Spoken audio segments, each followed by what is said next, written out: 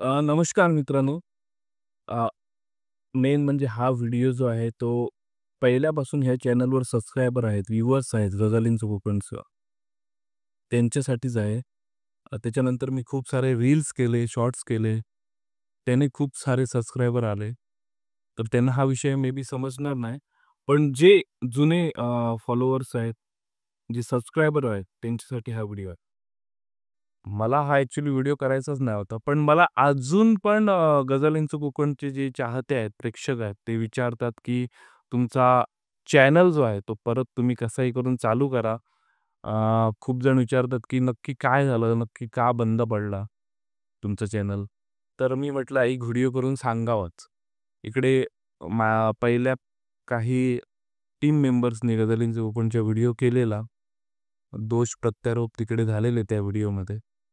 तर मी त्याच्यावर काय प्रतिक्रिया दिली नाही, बोललो नाही. म्हटलं जाऊ दे चला. आपण काहीतरी करायला पाहिजे पहिलं आणि त्याच्यानंतर बोलायला पाहिजे. तर मी हा व्हिडिओ कोणाला आरोप, प्रत्यारोप किंवा कोणाला मन दुखवायला करत नाही. मी फक्त जे फॅक्ट आहेत, जे का व्हिडिओ बंद पडला, का सीरीज जी आहे गझल कोणची बंद पडली, ते फक्त सांगणार आहे. एक कुठचं कारण नाही होतं, 4-5 कारणं होती. ती मी सांगणार, की का चॅनल बंद पडलं? का गझालींचं कोकण सीरीज बंद पडली? तर बंद पडण्याच्या अगोदर मी सुरुवात सांगेल नक्कीच, की मला तर खूप आवड होती फिल्म मेकिंगची 2011-12 पासून. म्हणजे फिल्म ही करायचीच आहे आयुष्यात काही होऊ दे. असा तेव्हा ध्यास होता 2011-12 साली. तेव्हा मी माझ्या मते कॉलेजमध्ये किंवा 10वी-11वी मध्ये होतो. त्यावेळी मोबाईल मिळायचे छोटे Nokia कीपॅडचे. तर त्यांना पॉज बटन यायचं. पॉज बटन म्हणजे रेकॉर्डिंग करता-करता तुम्ही पॉज करू शकता आणि तो सीन दुसरा सीन तिकडून चालू करू शकता. मग इकडे काय होतं तेव्हा काय एडिटिंग-विडिटिंग काय माहीत नव्हती. पण मला माहिती होतं इमॅजिनेशन होती डिरेक्शन कसं करायचं आहे. म्हणजे हा सीन झाल्यानंतर हा सीन, हा सीन झाल्यानंतर हा सीन. तर ते स्टॉप पॉजचं बटन यूज करून मी फिल्म करायचो तेव्हा कीपॅडच्या मोबाईल्समध्ये. तर अशी ती प्रवास माझा सुरू झालेला. पण तेव्हा काय माहिती नाही होतं YouTube काय, काय कुठे टाकायचे, काय टाकायचे, एडिटिंग काय. तर ते त्याच मोबाईलमध्ये पडून गेले आणि राहूनच गेले. ते जुने व्हिडिओ मिळू पण नाही शकत. तर अशी कुठेतरी सुरुवात झालेली. त्यानंतर डी-एस-एल-आर म्हणजे टेक्निकलरित्या काहीच माहिती नाही होतं तेव्हा. शून्य म्हटलं तरी चालेल. आणि ते शून्यातून अशी सुरुवात करून एक नंतर हॅलो डस्टबिन म्हणून आम्ही एक शॉर्ट फिल्म केलेली. हॅलो डस्टबिन म्हणजे कचऱ्याचं विस्थापन कसं केलं जावं ह्यावरती शॉर्ट फिल्म होती. आणि त्यामध्ये प्रॉपर कॅमेरा, डी-एस-एल-आर वगैरे होता. एडिटिंग वगैरे झाली.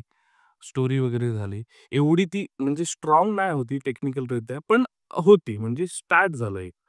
ते दुसऱ्या चॅनलवर होतं आमचं. एडिटिंग वगैरे नंतर मी हळू-हळू द्वारे शिकलो. शूट कसं करायचं, डी-एस-एल-आर वापरून वगैरे कसं शूट करतात ते वगैरे जरा शिकलो. आणि नंतर हळू मी माझा पहिला चॅनल सुरू केलेला. त्याचं नाव होतं मनीष सावंत. मनीष सावंतवर ह्युमॅनिटी ही पहिली फिल्म होती black and white. May be अजूनही ती असेल जर तुम्ही स्क्रोल करत गेलात YouTubeवर व्हिडिओजमध्ये जाऊन, तर ती पहिली व्हिडिओ तुम्हाला दिसेल. त्याच्यानंतर 2-3 व्हिडिओ मी माझेच बनवले. माझी एक टीम होती. अ, त्या टीमने बनवलं आणि नंतर मला कॉमेडी याच्यात जरा उतरायचं होतं हळू तर मी जवळपास 5-6 एपिसोड त्याचे लिहिलेले पहिले. त्यामध्ये शिक्षणाचा औशीचा घोळ किंवा मारुती हा पहिला एपिसोड. ते मी लिहून ठेवलेलं आहे आणि मला ह्याच्यावर काम करायचं आहे हे मला माहिती होतं. त्याच्यानंतर टीम जवळ-जवळ शोधली आम्ही आणि खूप छान अशी टीम होती. खूप सुंदर टीम होती. प्रत्येकाला जो अभिनय आहे तो एकदम म्हणजे एकदम रिअल होता. त्यांना जरा थोडंफार कॅमेऱ्यासाठी ट्रेन करावं लागलं. पण एकदा ते व्यवस्थित ट्रेन झाल्यानंतर ना, म्हणजे एक डायलॉग दिल्यानंतर प्रत्येकजण एका फ्लोमध्ये तो एका टेकमध्ये घेऊन जाईल. तर अशी सुरुवात झाली. अ, गझलिंगचं कोकणने खूप चांगले व्ह्यूअर्स आणले. खूप व्हायरल झाले आणि हळू ती पुढे चाललं. अच्छा, ह्याच्यात टेक्निकल नॉलेज अजून पण आम्हाला काहीच नाही होतं. म्हणजे कॅमेराचं काय असतं, आय-एस-ओ, एपर्चर, शटर स्पीड आता जाऊन ते कळतंय. त्याच्यानंतर लाइटिंग काय असते, व्हॉईस रेकॉर्ड कसा करायचा, काहीच आयडिया नाही होती, एडिटिंग कशी करायची. पण मी हळू-हळू कुठेतरी शिकत होतो थंबनेल एडिट करणं, त्याच्यानंतर अपलोडिंगला काय-काय टाकायचं. 1 जीबीचा हा एपिसोड व्हायचा. मग तो तालुक्याच्या ठिकाणी जाऊन चांगली एकदम रेंज असते, तिकडे जाऊन तो अपलोडिंगला करायचा. अशा खूप काही टेक्निकल गोष्टी होत्या.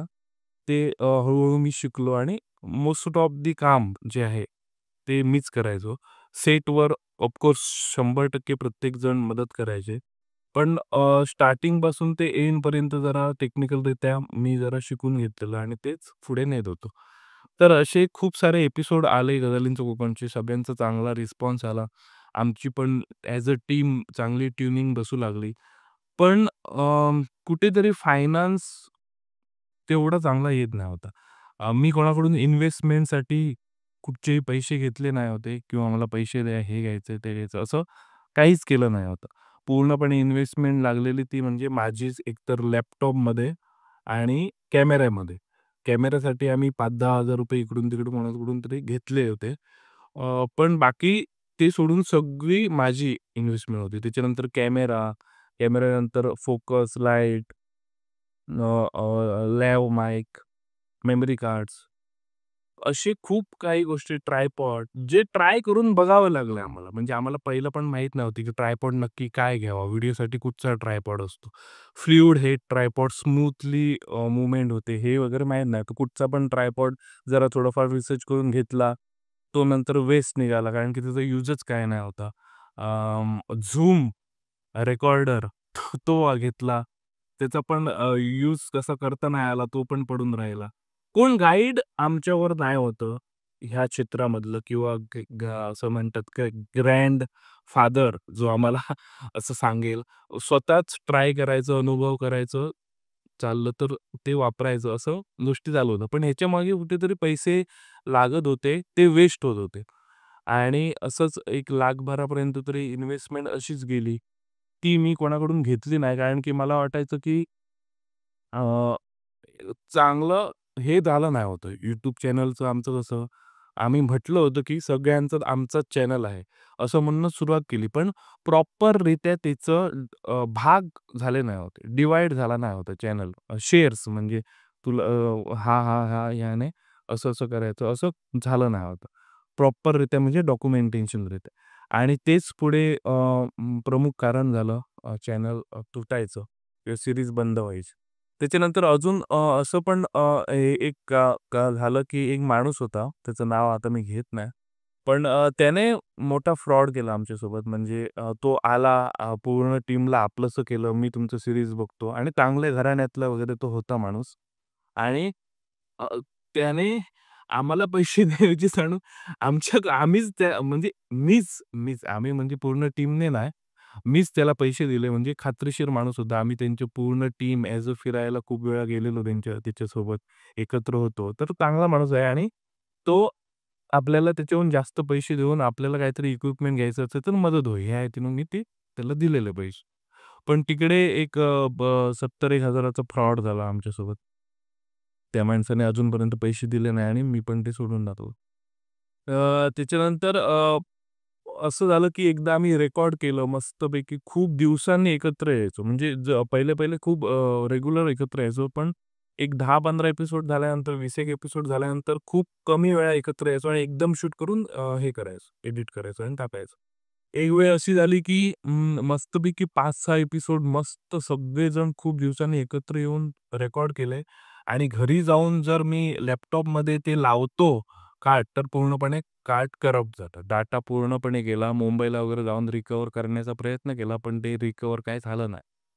तर अशी कारणं ही जोडून आली आणि त्याच्यानंतर मी एकदा असाच व्हिडिओ टाकला, की चॅनलवर एपिसोड तर येत नाही, तर मी व्लॉगिंग करतो. तर ते व्लॉगिंग करतोच्या व्हिडिओला खूप टीमच्या लोकांनी निगेटिव्हरित्या घेतलं. म्हणजे हा आता स्वतःच आता चालवतोय असं काय. तर मग ते एक मीटिंग ठरली. त्या मीटिंगमध्ये प्रत्येकाचं अग्रेशन होतं. खूप दिवस आम्ही भेटलो नाही होतो. एपिसोड तर येतच नाही होते. आणि खूप अग्रेशन असल्यामुळे काय झालं, की प्रत्येकाचं अग्रेशन बाहेर आलं. म्हणजे आम्हाला पण आता चॅनलचा भाग पाहिजे, हे पाहिजे, ते पाहिजे. मी तुम्हाला पहिल्यांदाच बोललो, की चॅनलचे भाग जे आहेत ते झाले नाही होते.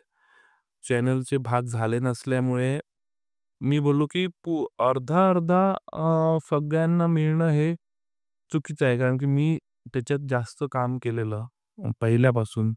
जेव्हा कोणी नाही होते तेव्हापासून पण मी काम करत आलेलो. तर तेच म्हटलं शक्य नाही.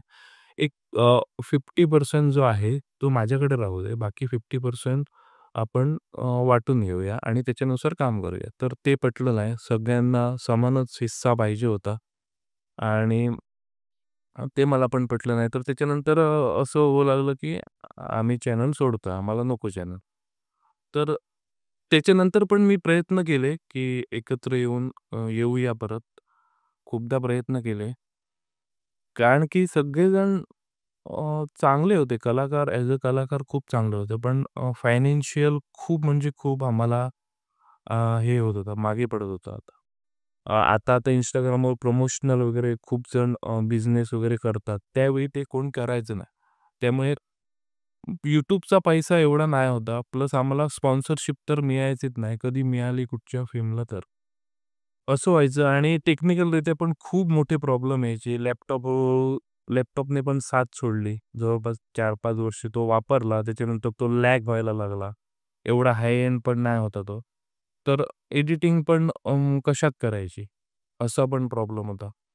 त्याच्यानंतर फ्रॉड करून गेला ती वेगळी गोष्टच. कार्ड एकदा स्पॉईल झालं ती वेगळी गोष्ट. प्रत्येकामध्ये अग्रेशन येत होतं ती एक गोष्ट. त्यामुळे अशा खूप सारे कारणं एकत्र आली आणि त्याचा एकदम असा उद्रेक झाला आणि तो चॅनल नंतर तो बंदच झाला. तर असा पूर्ण प्रवास होता मित्रांनो आणि मला पण वाटतं असं नाही की मला वाटत नाही की परत चालू न करावं. मला प्रत्येक दिवसाला वाटतं की चालू करावं आणि तेव्हा तर आम्हाला काही माहीत नसताना आम्ही एवढे सुंदर-सुंदर एपिसोड केले. आता तर ह्या क्षेत्रात बऱ्यापैकी कॅमेरा क्षेत्रात, लाइटिंग क्षेत्रात, एडिटिंग क्षेत्रात अ, अनुभव आला, एक्सपिरियन्स आलाय, काम केलंय. तर त्याच्यापेक्षा चांगले एपिसोड, सीरीज, सीझन 2 वगैरे करायचं माझ्या पण मनात येतं. पण गोष्टी खूप कॉम्प्लिकेटेड झाल्या. ते प्रत्येकाला घेऊन परत चालू करणं माझ्या मते अ, खूप डिफिकल्ट आहे. त्यामुळे मला वाटत नाही की अजून काही त्या सीरीजमध्ये पुढे येऊ शकतं. तर असा पूर्ण प्रवास होता. खूप जण विचारतात की काय झालं? कशामुळे झालं? तर असा पूर्ण सिच्युएशन झाली. खूप जण सपोर्ट करणारे असतात, खूप जण आग लावणारे पण असतात. म्हणतात ना, की आपल्या घरात काय चाललंय ते सोडून दुसऱ्याच्या घरात काय चांगलं चाललेलं असेल, तर ते कसं मोडीत पडावं किंवा काय त्यांच्या घरात चाललंय, ह्यांच्याकडे खूप जणांचा लक्ष असतं. तसे पण खूप जण होते. आम्ही एवढं ग्रो करतोय, सगळीकडे आमची ओळख होते, गझलींचं कोकण हा चालतोय. तर तो कसा मोडीत पडावा ह्यासाठी पण खूप लोकांची कामं चालू होती. आता तर ते कानावर लक्ष दिलं आणि मग असे, "काय रे तुम्ही? काय रे करतात? कसं करताय? कसं चालणार रे तुमचं? पुढे हे कसं होणार? तो मग असा बोलत होता. तो मग तसाच आहे. तुम्हाला हे करणार." तर मग असे खूप गोष्टी पण चालत होते. शेवटी त्यांच्या माझ्या मते मनासारखं झालं. तर खूप दिवसापासून ही व्हिडिओ मला करायचीच होती. तर आज ती मी केली. होपफुली तुम्हाला समजलं असेल काय नक्की झालं ते. आणि सगळ्यांबद्दल सगळ्या अ, कॅरेक्टर्सबद्दल किंवा सगळ्या टीम मेंबरबद्दल मला अजून तेवढीच रिस्पेक्ट आहे. सिच्युएशन माझ्या मते आपल्या हातात तेव्हा नव्हती. अ, आणि ते व्हायचं ते शेवटी झालं. भेटूया आपण असंच कधीतरी नवीन व्हिडिओमध्ये वगैरे. तोपर्यंत हा व्हिडिओ बघितल्याबद्दल धन्यवाद.